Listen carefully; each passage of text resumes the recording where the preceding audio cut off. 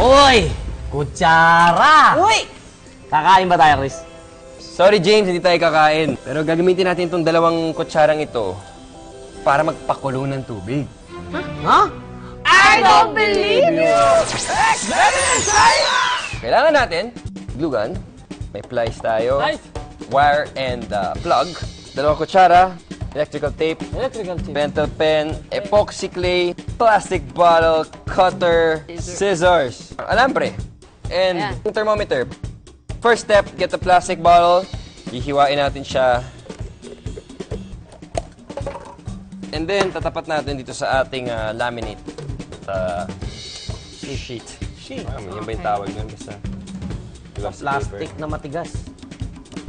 Na parang papel. trace lang natin siya. Next!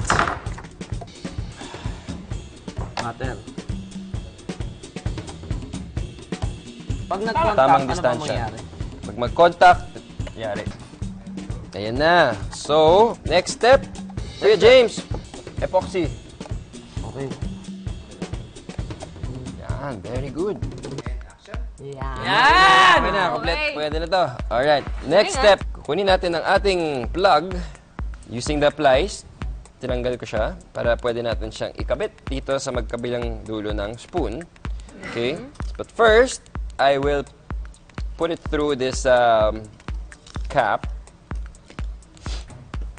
And then, Oh, tira. haba naman yan. Ang may silbi ako dito. Ay, tira. Ngayon, kailangan din protected para hindi naka-expose ito. Tatakpan natin siya. Yes, please. Sige. Press it. Kaya na siguro yan? Ay ko. Mainit pa. Hindi naman Mga siya. believers, mag-ingat kayo dahil napakainit ng glue gun. Okay. Oh. Ito na. Meron na tayong handle para sa ating water heater. Dito, meron tayong tubig. Okay? And meron tayong thermometer. Ako ay magsusuot ng gloves. Babad muna. Babad muna. Babad muna. Sabit. Okay, next. Sasaksak Oh. na natin. And then, dapat umiinit na yan. Yes. Julie, ha? Medyo may katagalan lang. Siyempre, kailangan niya mag-warm up, kailangan uminit ng spoon. Oh, ayan guys. Oh, nakita nyo? From 25 to 75.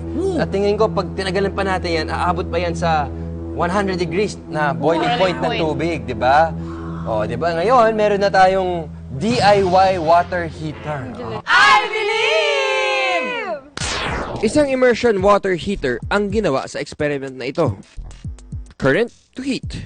Ang electric current o kuryente na dumadaloy mula sa saksakan papunta sa mga kutsara ang nagsilbing resistor o ang nagko-convert ng electric current to heat. Pinalibutan naman ang mga kutsara ng plastic at ceramic epoxy na parehong insulators o mga material na hindi dinadaluyan ng electric current. Kaya hindi ito natutunaw. I believe.